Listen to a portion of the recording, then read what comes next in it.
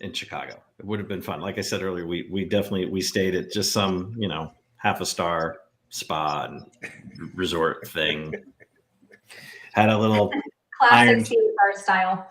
Yeah, we did we brought in some chefs and did some Iron Chef competitions, making salsa and a mixed drink. And they figured some way for all of us to win. So they thought all of us were, Gen Z or something, that we all had to get some kind of Wow. Pulling no punches today. It's Jerry Christmas.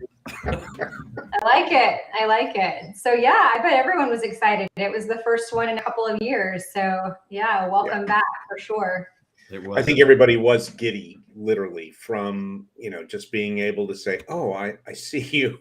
and it's not in a frame somewhere, it's right. Not just this big in the. Well, hopefully multiple people challenged you all with coins from prior networking meetings. Ooh, yes, there was some challenges. Yep. That is very true. Yeah, coins were out. True. It was good to see so many pants in one place, which was kind of nice. Like a lot of in public again. We did give. I think Jerry, maybe that's what you're alluding to. We did give away jackets at this meeting. That's true. Yeah, in addition to coins, it was nice to have the coins back, but like CXR jackets, which were fun. All right, man, I'm missed out for sure. Yeah, it's whatever. It was our 123rd colloquium, even though we don't use colloquium anymore. It's. I can't spell it, Jerry. For 7 years, I can't spell colloquium, so we say meetings. I know, but I like to use a unique word. That's kind of cool. Yeah, no math and no spelling. That's why I'm in recruiting. Come on. Well, that's an awesome milestone. So, congrats to the two of you. I know you've done so much for the advancement of this industry, keeping us all kind of facing in the direction we need to all be facing. So, just thanks so much for continuing. It's a fun time. We're still having fun. Well, you've been a long time. Yeah, you've been a long time part of that, Charlotte. Yep, it's been a couple decades at least. Yeah. Yeah. Well, okay. So you're ready to talk a little bit about what's going on in your life now? You ready to get started? Yeah, absolutely. All right, here we go. Welcome to the CXR channel, our premier podcast for talent acquisition and talent management. Listen in as the CXR community discusses a wide range of topics focused on attracting, engaging, and retaining the best talent. We're glad you're here.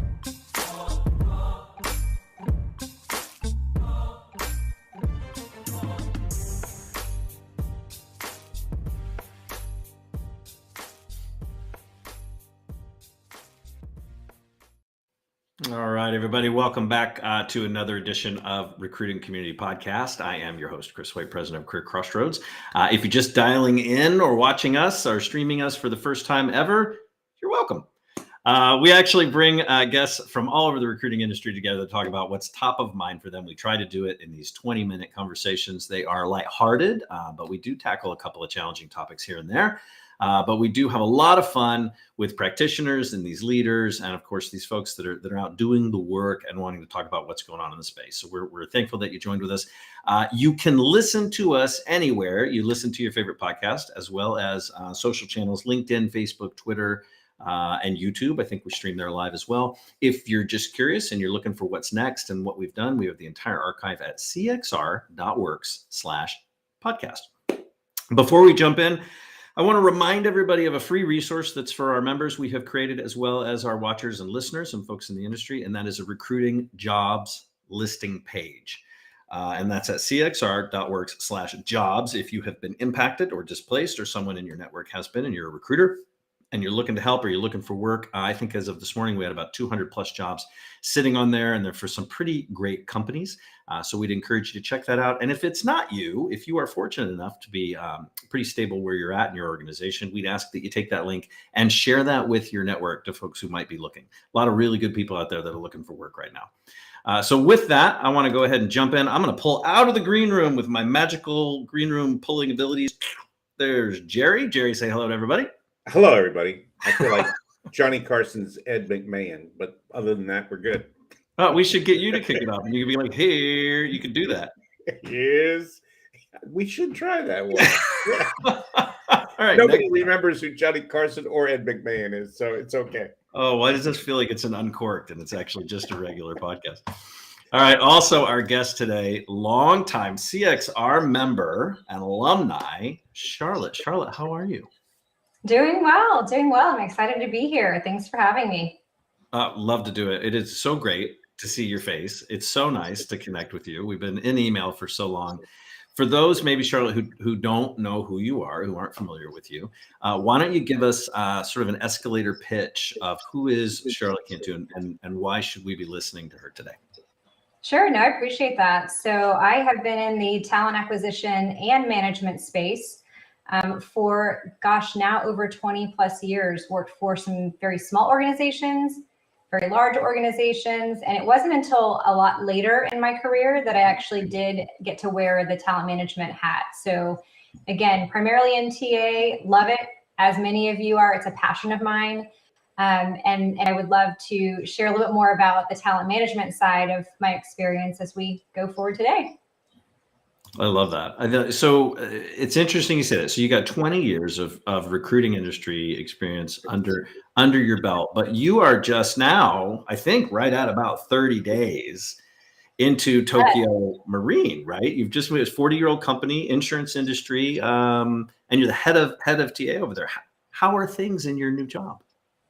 Yes. So it's been very, very interesting. And I say that because I've already had the opportunity within my first month to get up in front of two very large audiences and talk about this very topic, which is the candidate landscape today, the continuing war for talent, as both of you know, was a term that was coined back in 1997, but we are certainly feeling its effects still today.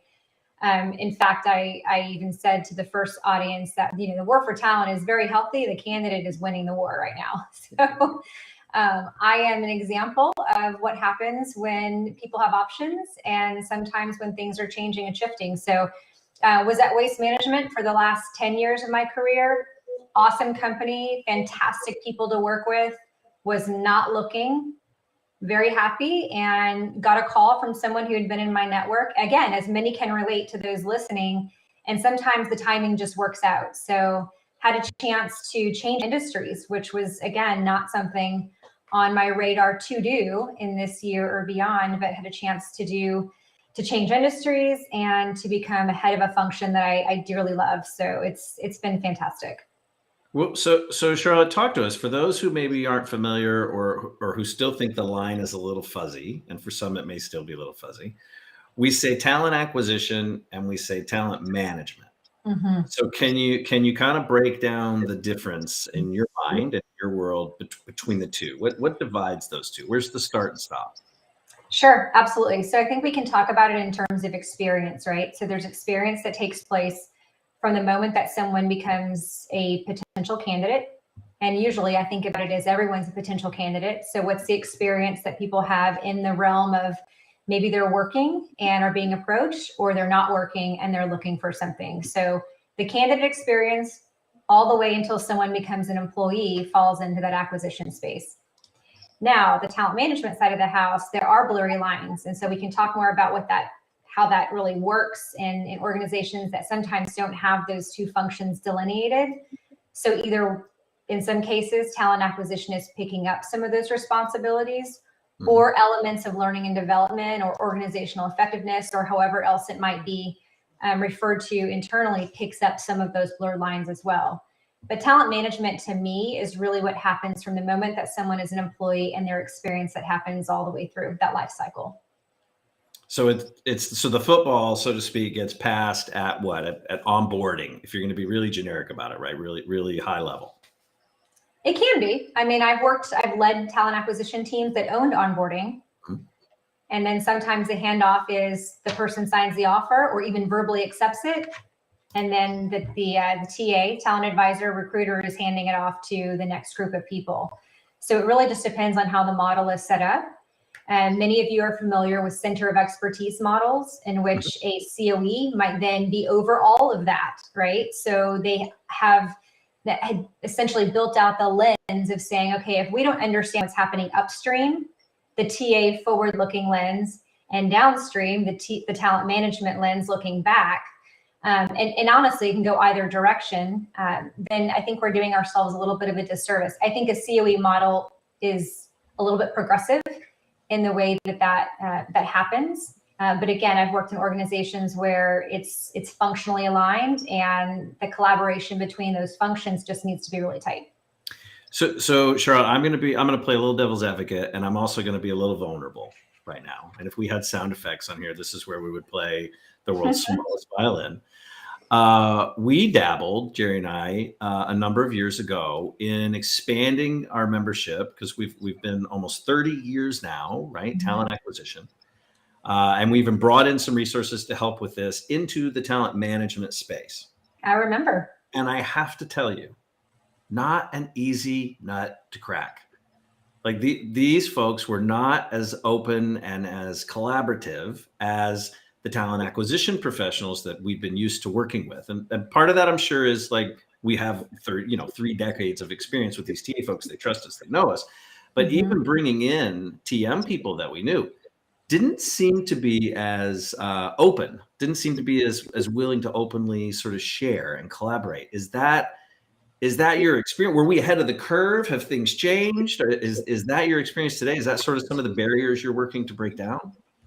Yeah, that's really interesting, Chris, because I did wonder kind of how it kind of fizzled out a bit, right? And so I think there's a few elements that play into that. I think talent management, defined as talent management today, is pretty much an emerging space. It really still is.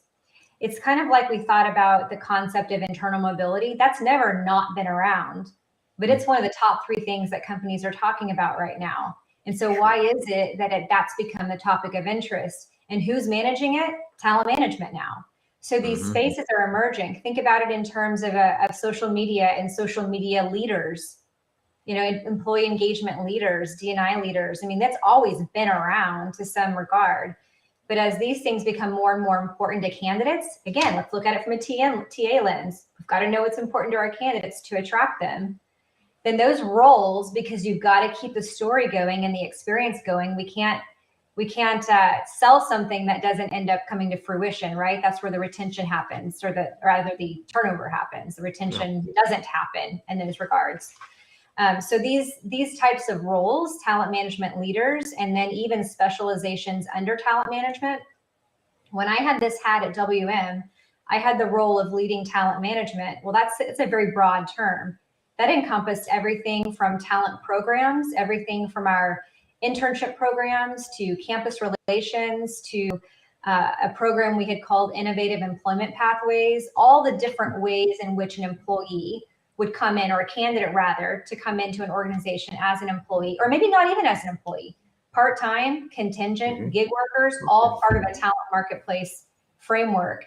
That traditionally had not been managed by who was managing it? HR generalists, potentially, to some degree. So talent management as a function, I think, again, in my biased opinion, has decided to emerge in the last few years as a recognized and needed component to an HR team. So I think that's a really great perspective. And I guess, Charlotte, I would ask you, I mean, if I'm at an organization and this is in front of us, right, it's just ahead. We're not there yet. We haven't drawn a definitive line between TA and TM, but we do have people doing that type of work. Is there any type of advice or any tips you have that would help me to be a better partner on the talent management side? Yeah, absolutely. So coming into my current employer, TMHCC, there's not a defined talent management group. There is a COE model in place, and the business structure is such that a COE model works well. There is a talent acquisition COE, which I was hired to do, but there's elements of talent management that really aren't well defined, and not because it's not important. It's just because, again, there's so many competing things happening. So there is an L&D group that ultimately has kind of absorbed a lot of what is taking place in the talent management world.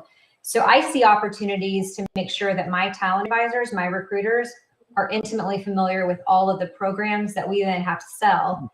And just as importantly, if talent management teams, or at least similar functions, L&D teams, Optimization teams, that's a new emerging space in HR as well, talent optimization teams. If they're not intimately familiar with what's important to candidates and across those generations that are still working, and this is all new, this is not new to us, to anybody in the talent acquisition space. We've been talking about multi-generational workforces for a very long time, but there's so much data out there, and especially post-pandemic and what's important to people. If our talent management folks, again, no matter what you're called internally, if those folks aren't intimately aware of what TA has to sell and then deliver on it, there's a huge disconnect. And that's what's going to happen when candidates turning employees don't have the loyalty and leave within that 60, 90, 1 year mark that I think a lot of companies are experiencing right now. What occurs to me when you're talking about the COE model is, and that's a difference, when you're talking about talent acquisition or talent management, it's as if they are standalone, functions in silos, if you will. But when you're talking about a COE model, you're really inferring that the people within that silo are responsible in a sense to know what their boundaries are, and to learn what the other silos are doing and impacting, and it forces that kind of curiosity, if you will, for what can I learn about what you're doing that helps to align with what I need to do. And so as you talk about COE as a more progressive model, it occurs to me that it is, in fact, a little bit more progressive if you have that emphasis on it. It can be. I mean, I certainly know of some organizations that have had COE models and have chosen to go the other direction. It's kind of like the old adage of the pendulum swings one way and then give it a few years and it swings the other direction. So I don't think there's a right or wrong, honestly, model to put in place. I think that there's pros and cons to it. I think what we have to all be thinking about, whether we're leading talent acquisition teams, whether we wear dual hats and we kind of have one foot in the talent management space and one foot in TA, for example, or we're fully in a talent management model, but have to rely incredibly heavily on our talent acquisition partners, is we have to be very, very mindful of not creating silos and really leading with that collaborative approach, because candidates turned employees turned alumni, they don't know the difference. All they know is how you make them feel and what their experience is and how many people they're talking to. And are we actually delivering on what we've sold them at the beginning? So if we're going to talk about things like, for example, career development is in one of my top 3 priorities, speaking from, a generation. I mean, you could probably look across the rest of the generations and I wouldn't be surprised if it emerged as top 3 in all of them to some regards. Then what are we doing? What are we doing in those spaces? And when we talk about levels of employees, entry level, mid-career leaders, et cetera, if they're also coming back to us through various channels of employee voices, whether it's engagement surveys, pulse surveys, new hire surveys, et cetera, and they're saying, hey, the reason I joined is because you touted career development as something that is available here, I'm not seeing it, then we've misstepped. It's easy to put words on a piece of paper. It's easy to put things in a job description. It's easy to create really slick collateral and brochures and videos that say, hey, come join us because you can grow your career here. It's a very different thing to be linking elbows with all those groups internally, COEs, functions, specialized groups, et cetera, that really have the responsibility to deliver on them. I mean, I have to tell you, so Jerry is one of a very small cohort of people, I think, that put candidate experience right on the map for us, from a spotlight on it for years. And I remember maybe 4 or 5 years ago, we really started to see people talk more openly and actively, kind of like you are, Charlotte, about employee experience. And I will never forget, one of the toughest lessons I learned when I was in my corporate career was, we spent millions of dollars on an external brand, right? To your point, this external brand that was launched, and everything you could think of was cared for, right? So from elevator wraps to, tchotchkes to portal websites, you name it, T-shirts, crazy, which is a whole nother story, by the way. All of that was thought of.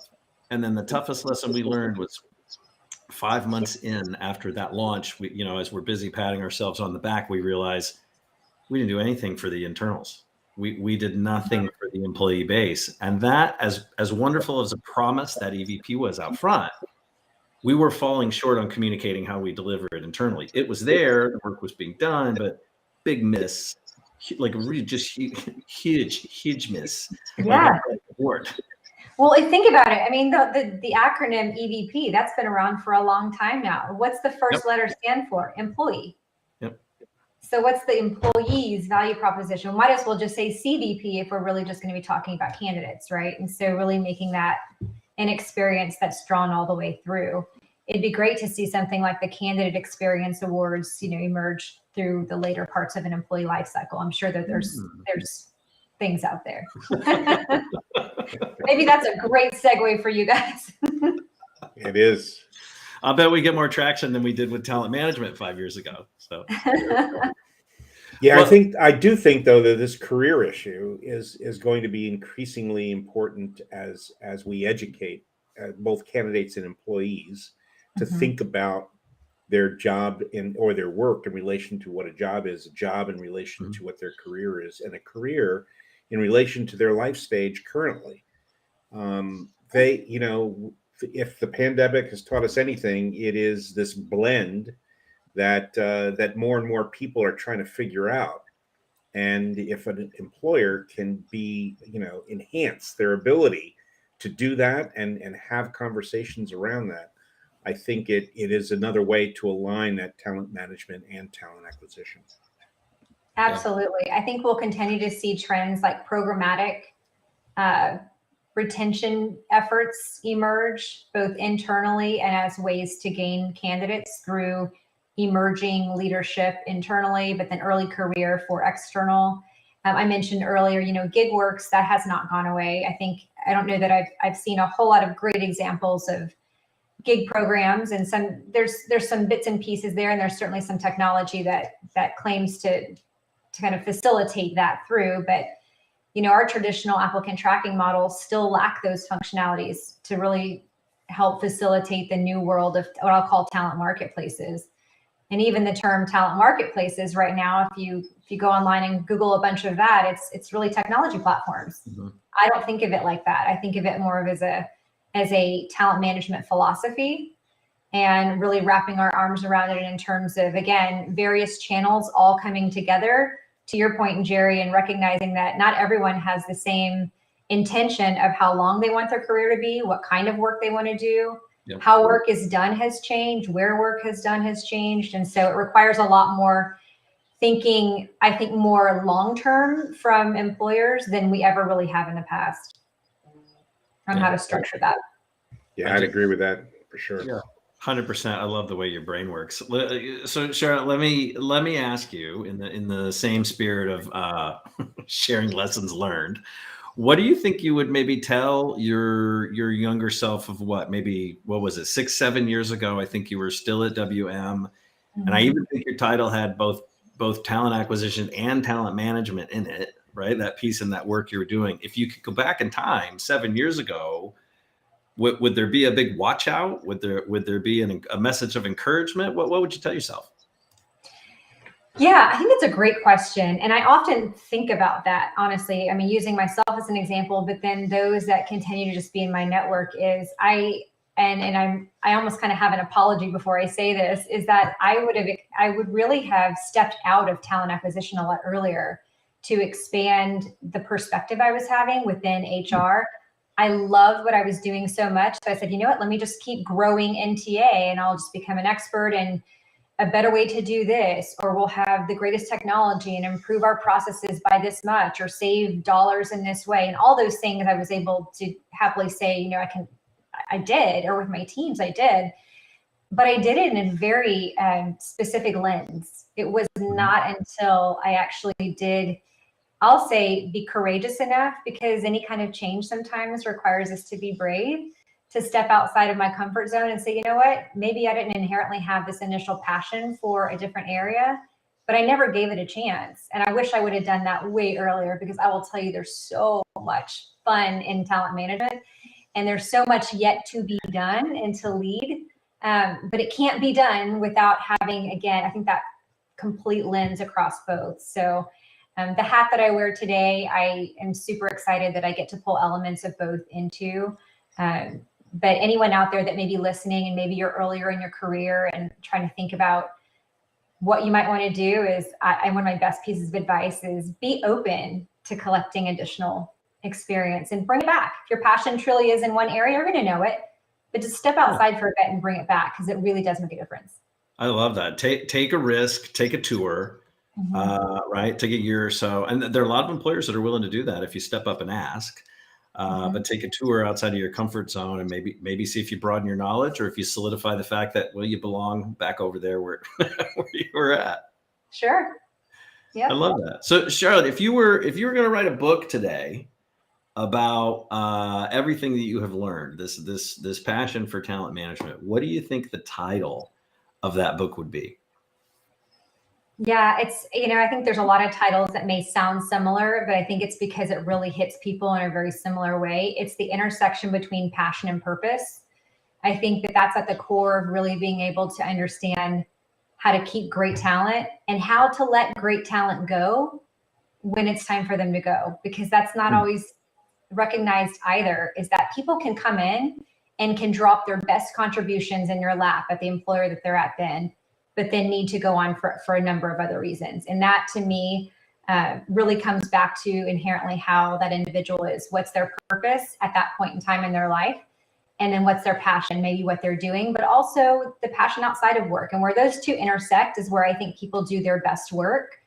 And again, a lot of how I view someone's experience once they come into an employer and what their experience is, however long they're there, is making sure that our philosophy, our people philosophy, is supporting that, not forcing the square peg in the round hole, not forcing someone to do a job that they might be good at, but they're not passionate about. And so, I don't know, there'd be some elements of all of what I just described if I were to write a book about it. I like that intersection of intersection of passion and purpose. Purpose. I feel like that would make a great tattoo. Right? Sort of tie those together. We could get it just on our backs, really, really big. Oh goodness, with CXR written across it, right? Of course. I don't understand why there's not a race to the tattoo shop for our crazy awesome. That's okay. Challenge accepted. I'm going to come to the next meeting with a temporary CXR tattoo with that on it. Well, Charlotte, if you wrote that book, who would you give? Who in your career has been influential enough that you think you would give that first signed copy to? Oh goodness, quite a few. But I will tell you that there are two individuals, both women, that have been incredibly influential in my career, and both of them are very different from one another. One of them was a former boss from many years ago, but who also became a confidant and later on my career coach. Her name is Donna Hastings, and she's someone that I keep in touch with today. Had an excellent career. In fact, her career was more in the OD, the more traditional OD in the talent management space. And then I would also have to reach out back again to the individual that I worked with under her leadership for quite a few years at Waste Management, which was Melkia McDuffie, who is now in a CHRO role at Clean Harbors. So both of them just were extremely influential in very different ways. And I think would appreciate probably stories that I could share about both of them in a book like that. I'll bet they would. Well, look, Charlotte, much gratitude. So grateful for you to jump into the meeting and make the podcast show with us today. It's always great to catch up with you. I can't wait till we see you again at the next CXR meetings. It's long overdue. Yes, it is. Thank you so much again for having me. It was a pleasure. Of course. Really quickly, I'll take us out. I'm not even going to shove you back in the green room, so just hang out for a second. I want to remind everybody who's watching and listening to check out the community and see if you qualify. We've got over 130 other companies. We're looking at about 5,000 recruiting leaders and professionals collectively. All you got to do is go to cxr.works, check it out, see what you're missing, see if you qualify, and connect with us, right? I also want to remind you once again, I know I mentioned this earlier, but I want you to pass along the cxr.works/jobs URL. As of this morning, again, over 200 recruiting jobs out there that are open and hiring around the world. And quite a few of those are, of course, remote. So if you're lucky enough to be in a stable role where you're at today, it doesn't mean you can't help your community and pass that along. And with that, I want to say thanks to everybody for joining us again, and we will catch you next time. Thanks. Thanks for listening to the CXR channel. Please subscribe to CXR on your favorite podcast resource and leave us a review while you're at it. Learn more about CXR at our website, cxr.works, facebook.com and twitter.com/careercrossroads, and on Instagram at careerxroads. We'll catch you next time.